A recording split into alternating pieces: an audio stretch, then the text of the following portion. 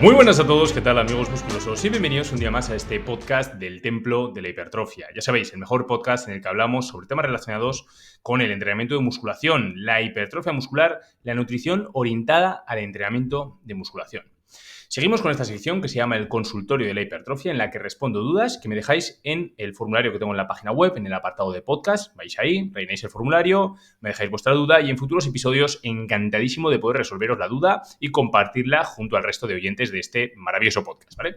Así que bueno, vamos a empezar en el día de hoy en este podcast con la primera pregunta de Alejandro, 30 años, me escribe desde Medellín, nivel intermedio.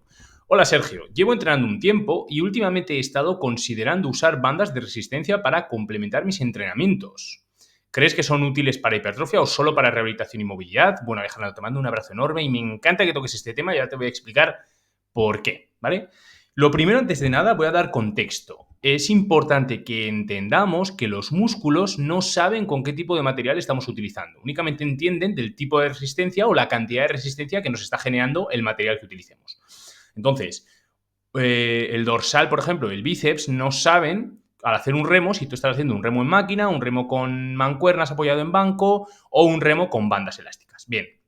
Ahora, lo único que tenemos que entender es cómo funciona la tensión mecánica, ¿vale? La tensión mecánica, obviamente, se va a generar más tensión mecánica cuanto más nos acerquemos al fallo, cuanto más intensa sea la serie, ¿no? Entonces, va a haber ciertos materiales que te van a producir mayor resistencia o menos. Entonces, cuanto más cerca te quedes del fallo, gracias a esos materiales, más intensa va a ser la serie, más tensión mecánica vas a generar y más ganancias de hipertrofia vas a obtener, obviamente, más adaptaciones, ¿no? Entonces, obviamente, con máquinas sabemos que utilizando una carga adecuada vas a llegar al fallo, ¿no? Más o menos utilizando la carga que tú quieras, pues vas a necesitar más o menos repeticiones, pero vas a llegar al fallo, ¿no? Porque te lo permite la máquina, obviamente modificando la cantidad de discos que vas a meter. En una polea, en un remo Gironda, pues lo mismo, ¿no? Dependiendo de las placas también que tú pongas, pues también, ¿no? Vas a poder llegar cerca del fallo. En un remo con mancuernas en un banco con el pecho apoyado, también. En un remo con barra, también, ¿no? En todos estos ejercicios, obviamente, son materiales que siempre y cuando dispongamos de la cantidad de disco suficiente o la máquina cuente con la cantidad de placas y peso suficiente, vas a poder llegar cerca del fallo, que es la clave, ¿no? Pero claro, si por ejemplo haces no, yo tengo en casa material para entrenar, imagínate, ¿no?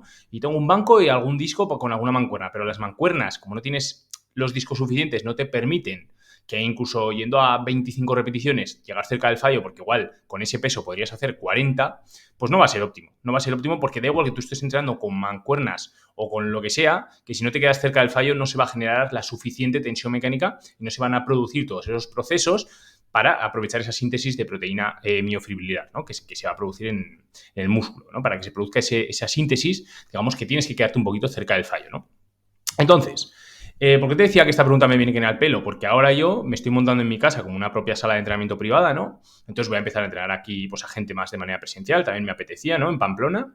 Y bueno, pues he dicho, vale, es una sala que no es muy grande, entonces, bueno, no me apetece andar poniendo barras, discos o comprar una multiestación porque, primero, ni quiero invertir esa cantidad de dinero, porque como sé entrenar de manera inteligente, sé que mediante otras vías muchísimo más económicas voy a conseguir que las personas que vengan, digamos, mis clientes, mejoren su físico, ¿vale? Ganen masa muscular y junto a otra serie de indicaciones, obviamente, pues el que necesite oxidar la grasa, ¿no? En un déficit calórico, perderá grasa y se verá mejor, ¿no? En definitiva, lo que se suele decir, estar más tonificado, ¿no? Que esa palabra, bueno, muchas veces como que no existe como tal, ¿no? No sabemos a qué se refiere como tal. Yo lo entiendo como ganar algo de masa muscular y, obviamente, oxidar algo de grasa, ¿no? Entonces, que el cuerpo esté un poquito más estético, en definitiva, más duro, ¿no? Entonces, claro, dije, vale, pues no me apetece barras, no me apetece discos, no me apetece máquinas. Y dije, vale, voy a optar por todo bandas de resistencia. Entonces, lo primero que hay que entender con las bandas de resistencia es que sí que es verdad que el perfil de resistencia siempre va a ser un poquito peor, ¿vale? Que con otro tipo de material. Cuando digo peor, yo por peor me refiero a que no se va a alinear tanto el perfil de resistencia de las bandas con el perfil de fuerza fisiológico que vamos a tener en cada ejercicio, ¿no? Por parte de nuestros propios músculos. ¿Qué es lo que ocurre? Que las bandas de resistencia normalmente cuando más tensión generan es al final. Obviamente va a depender del ejercicio, porque justo al final también hay menor brazo de momento en el ejercicio, ¿no? Entonces, bueno, es como que al final, aunque la banda ejerce mucha tensión, como hay menos brazo de momento, tampoco se nota mucho y sí que en esos casos se alinea un poquito más, ¿no? El perfil de resistencia con el perfil de fuerza.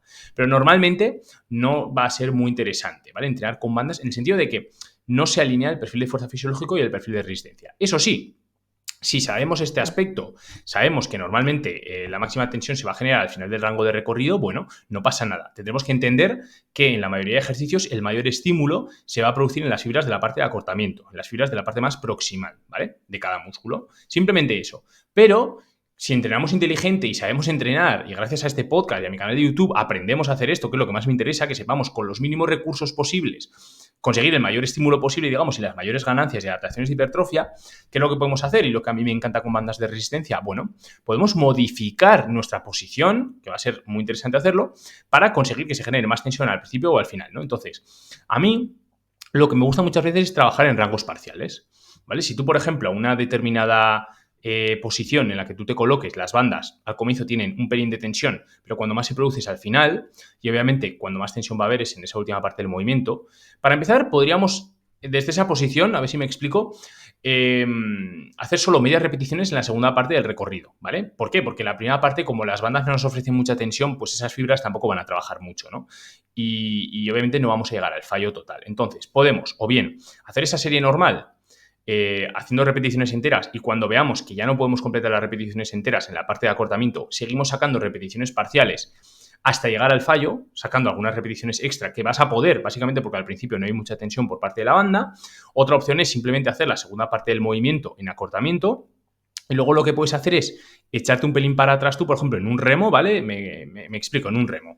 Tú haces varias repeticiones solo en la segunda parte en acortamiento, y cuando llegas al fallo en esas fibras, te echas un pelín para atrás para que la banda se tense un poquito más, y así en la primera parte del movimiento, en las primeras repeticiones parciales, en estiramiento, hay bastante tensión, ¿vale? Porque has colocado la banda de tal manera que al principio es cuando más tensión te genera. Entonces ya haciendo como en un mismo ejercicio dos variantes, ¿no? Trabajando únicamente en repeticiones parciales, en recorridos parciales, estás consiguiendo exprimir el músculo al máximo, consiguiendo estimular las fibras tanto de la parte de acortamiento como de estiramiento. A ver, ¿qué es lo que ocurre? Yo, por ejemplo, en mi caso particular, con personas principiantes, ni necesito casi hacer esto porque, aunque hagan repeticiones normales y las principales demandas se generen en la última parte del movimiento, ¿no? En acortamiento, van a progresar, porque un principiante progresa con nada. O sea, pocas que haga un poco bien las cosas y consiga acercarse al fallo, da igual el perfil de resistencia que va a mejorar, ¿no? Pero es lo que digo, estas variantes a mí me interesan. Yo, por ejemplo, algún día aprovecharé para entrenar en casa con las bandas, pues yo hago ese tipo de recursos, que es muy interesante, ¿no? Entrenar de manera inteligente.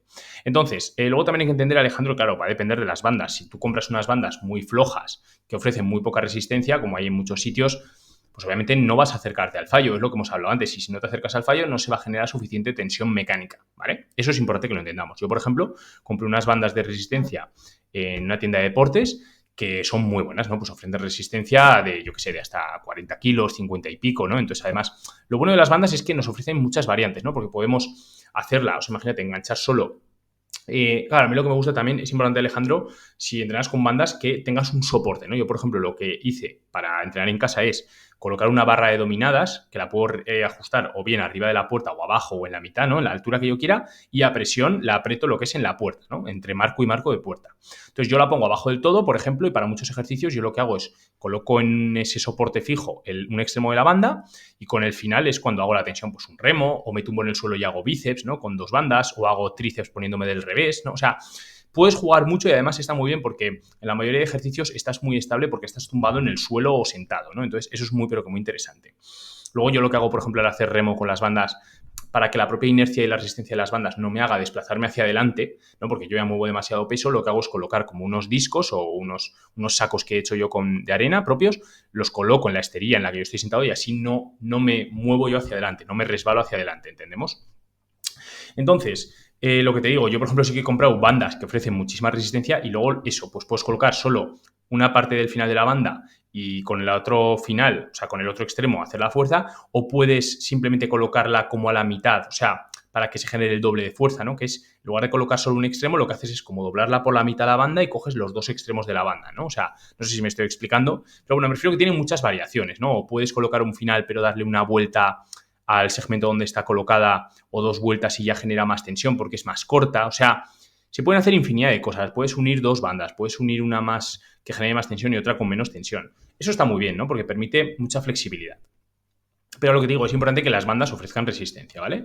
Pero no, en absoluto son solo para rehabilitación o movilidad. De hecho, para rehabilitación o movilidad, lo ideal es comprar bandas muy flojas, ¿no? Pues porque se supone que hemos tenido algún daño en una articulación o en algún tipo, o algo muscular también puede llegar a ser, ¿no? Y poco a poco quieres volver a introducir ejercicios, pues al principio con muy poquita resistencia vas haciendo el ejercicio, ¿no? En cambio, si tú quieres pura hipertrofia, tienes que ir al máximo, o sea, tienes que llegar al fallo. Y si para llegar al fallo tienes que comprar bandas muy potentes, las compras, ¿no? Entonces, bueno, Alejandro, yo te recomiendo que sí, vamos, o sea, yo si no pudiese ir en toda la vida al gimnasio, estoy seguro que en casa, con lo mínimo viable, me podría poner muy fuerte. Es que estoy convencidísimo, porque cuando entendemos cómo funciona la fisiología, o sea, cuando entendemos cómo funciona la tensión mecánica, es que empiezas a ver los ejercicios de una manera muy interesante, cómo poder hacerlo, cómo adaptar, cómo conseguir esa tensión mecánica con lo menos posible.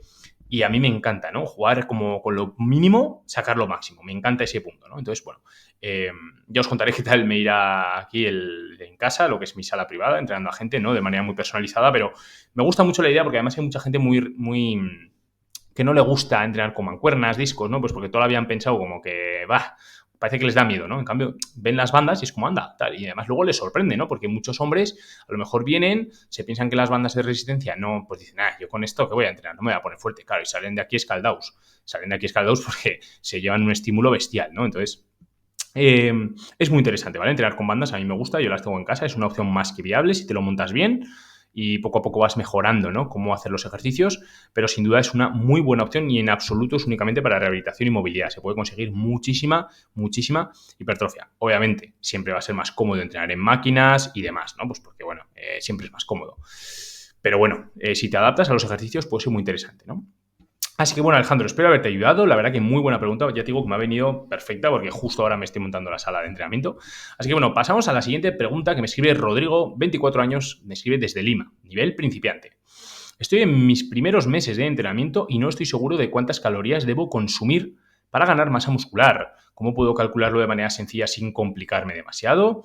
Bueno, Rodrigo, te mando un abrazo grande y a ver, hay fórmulas que sirven un poco para calcular, digamos, tu metabolismo basal, ¿no? Y luego, pues en base a tu actividad física y demás, le tendrás que sumar más calorías o menos, ¿no? Si, por ejemplo, eres una persona como yo, que, bueno, tampoco soy muy activo porque trabajo mucho con el ordenador y únicamente lo que hago es, pues, salir a caminar una hora, por ejemplo, para gastar algo más de calorías, ¿no? Para elevar mi gasto calórico y más la hora de entrenamiento, los 45 minutos que yo entrene, pues bueno, en ese caso le tendría que sumar X calorías, que la propia fórmula, hay fórmulas que ya te preguntan tu nivel de actividad, ¿no? Entonces tú poniéndole tu nivel de actividad, más o menos ya te calcula lo que es tu metabolismo basal más tu actividad física y te dice, vale, pues con estas calorías estarías en mantenimiento, ni subes ni bajas. Entonces ahí es cuando tú, o bien también la propia fórmula, alguna calculadora te dice, vale, pues quieres estar en superávit, ¿no? Pues te pone como 250 calorías extra por encima de tu nivel de mantenimiento, ¿no? O lo que sea, ¿no? O si quieres estar en déficit, pues 200 menos o 300 menos o lo que sea. ¿Qué es lo que ocurre? Que, bueno, que no son milagrosas, o sea, luego depende de cada persona, porque al final cada persona tiene un tipo de composición corporal, viene de una época de comer peor o comer mejor y demás. Entonces, pues bueno, sí que esas fórmulas te piden normalmente el peso, la altura y a veces el índice de grasa. Es interesante que pidan el índice de grasa porque van a ser un poquito más estrictas, digamos, ¿no? Porque digamos que la masa muscular consume más calorías que la grasa, ¿vale? Porque necesita como más mantenimiento, por así decirlo, ¿no? Necesita como más recursos energéticos. Entonces, bueno, puedes usar esas fórmulas, cualquier fórmula, puedes poner, Rodrigo, en internet calculadora, metabolismo basal o así, ¿no? Entonces tú respondes las preguntas tal y cual, le dices cuánto pesas, cuánto mides, esto, lo otro, y te va a decir, bueno, pues con estas calorías te sirve para subir peso. La cosa es que luego no son ciertas al 100%, hay personas que luego les va a servir y otras no. Entonces luego yo lo que te recomiendo es que la próxima semana y la siguiente, o sea, como mínimo deja 2 semanas para ver realmente cómo va el peso y ahí vas valorando. Y si ves que no has subido nada en 2 semanas y has cumplido perfectamente con las calorías, pues ahí es momento de decir, vale, yo aunque la fórmula me haya dicho que tenga que comer X calorías, yo voy a aumentarme un poquito el total calórico, ¿no? Eso es muy interesante. A mí me pasa con clientes que al final, joder, pues la primera o la segunda semana es como que dicen, joder, tal, es que no... Bueno, queríamos subir y no hemos subido ya, pero es que hay que ir con cuidado, porque imagínate que yo te pongo demasiadas calorías y en las 2 primeras semanas nos pasamos y subes 2 kilos, por no saber realmente bien calcular su nivel de calorías que tienen que comer, ¿no? Porque al final ya te digo que es un poco individual, no basta solo con los datos, porque cada persona es un poquito un mundo, ¿no? Entonces, pues bueno, es eso, sirve como base, ¿no? Luego, si no quieres ir a Google y las calculadoras, pues puedes ir al mismo ChatGPT, ¿no? Y decirle, oye, quiero que me digas mi metabolismo basal.